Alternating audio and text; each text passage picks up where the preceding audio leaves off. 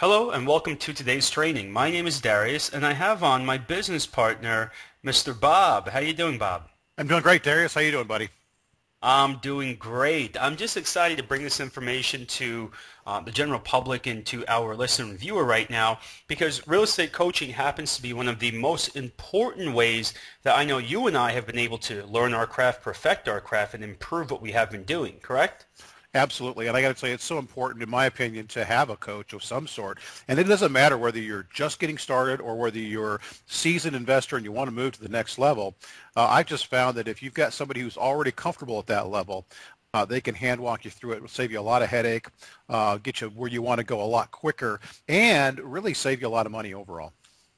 Exactly. And I know there's a lot of people that are kind of in what we call the real estate 101 phase where they're trying to determine what they should be doing. Number one, if they should even become a real estate investor, the pros and cons there, the benefits of it, kind of some of the setbacks of it, the reality of it. And then there are people also that have been in real estate for a while. They've already had some success and they're saying, you know what, I want to learn a different strategy. I want to improve what I've already been doing. And the best way to do it is to find a person or a group of people that have already done it before, are extremely successful, and can obviously help you bridge that gap towards getting to where you want to go. So that is the purpose of this training here. And let's speak about the first part, Bob, and I'll let you get into it. Why even use a coach? What is the benefit of using a coach to begin with? I've been teaching for a long time, Darius, and I see a lot of people, myself included, who can read something and think, okay, I can go out and do this. The application of something is so completely different than the reading of something, and you really learn when you apply it and you start doing. I will tell you, having been in business and having lost money in parts of my business, the reason I lost money was my ego prevented me from bringing in a coach.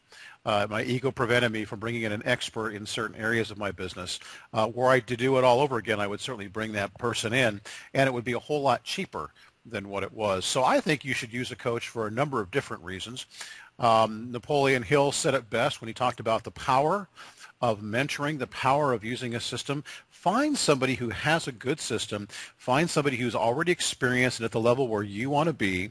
Don't let your ego get in the way. Don't be afraid to be the dumbest person in the room, and go ahead and utilize that person to walk you through a minimum of at least one deal, if not more, to get you to the level where you want to be. Sure. And I think, Bob, one of the biggest benefits, in my opinion, of using a coach is being able to speed through that learning process and have that learning curve really be shortened. I think a lot of people, when they're new to real estate, they say, well, I'll just figure it out. I'll read some books, I'll watch a few videos, and I'll just kind of, figure things out as I go. But that's where they run into problems, and unfortunately, those problems are costly, and a person can only sustain a few of those costly mistakes until they have to leave the game and they kind of get beat up and they end up walking away from real estate, which happens to be one of the best opportunities in this country. So I think using a coach will really help a person avoid costly mistakes before they happen and be able to reach a high level of success very quickly. So, Coach will also keep you on track too, Darius. A lot of people, when they're just getting sure. started, they tend to flake off or go one way or the other. Oh, it's too hard or this or that. And a coach is there to truly coach you, not to be your friend, but to be your coach and to really move you to the next level. So, yeah, I think coaching is phenomenal.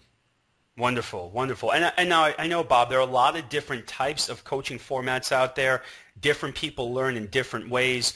What are some of the different types of coaching that a person can go through, whether they're new or they're experienced? Well, I see a couple of types that just off the top of my head. The first would be group coaching, and that's when you're in a small group, and because you're in a small group, you learn a tremendous amount because it's kind of like you and a few other guys. And I see small group coaching occur not only on the phone, but maybe on small bus tours in individual areas, wherever you can get somewhat personalized attention, but maybe not that one-on-one. Of course, the other thing I think is really important is that one-on-one. I mean, think what it's like to be able to just basically have somebody hold you by the hand and help you find the deal, help you go through the paperwork, help you analyze the deal, help you write the contract, help you find the money, and help you get all the way to closing. That's invaluable. So those are the two types of coachings I like, and I prefer. For me personally, I love the one-on-one coaching, but the group coaching is certainly is very, very effective. Sure, and I think a great way of being able to kind of tie this to maybe a normal person's life is if you look at what happens at a gym. They have the aerobics classes, they've got all these different crazy dancing classes, and it's great because the benefit of the group is you feed off of each other's energy. You get to learn from each other. You get to network in a way. You get to build this rapport and this camaraderie that you can only get from the group and gain information from other people and get questions answered and so on and so on. The one-on-one is the main reason why a person at the gym would get a personal trainer who can really dig into deep of what their goals are, what their dreams are, their aspirations, put together an action plan, keep them on track, keep them accountable. There's really nothing that works better than that type of personal one-on-one coaching. So the benefits are there for both of them. There's really nothing negative about either version. Now, another kind of way I want to put a spin on understanding coaching is there is remote coaching, which basically usually happens over the phone. It can happen through webinar format. It can happen there's also passive coaching, which happens through you consuming data on an individual basis, more consuming videos, articles, blog posts, all of that stuff. And then there's more active coaching, which is basically where you're actually out there in the field. You're sitting with a person side by side. You may be walking to a property and you have your coach there beside you. There are great benefits to all of it. And the point I want to make is there's no one point of coaching that a person should just have. You shouldn't say I should just have this one type of coaching, because us as human beings learn in different ways in different formats. There's experiential, which will happen from you being out there in the field.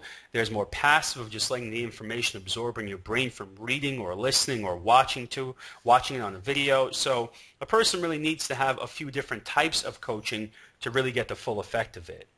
So one thing I'd love to go through, Bob, is I'm sure a lot of people have this question of, well, what should I look for in a coach? And I know you being one of the most successful coaches, you've been in the game for a long time now, have been doing this for a while, very experienced. What are some ways, I guess, that a person can, or some things that a person should look for in a coach? Well, Darius, I think the first thing that somebody should look for is somebody to coach them who is active in the field. In other words, don't find somebody that just sits behind a desk with a headset on all day. Find an active real estate investor. And it might be just a rehabber in your club.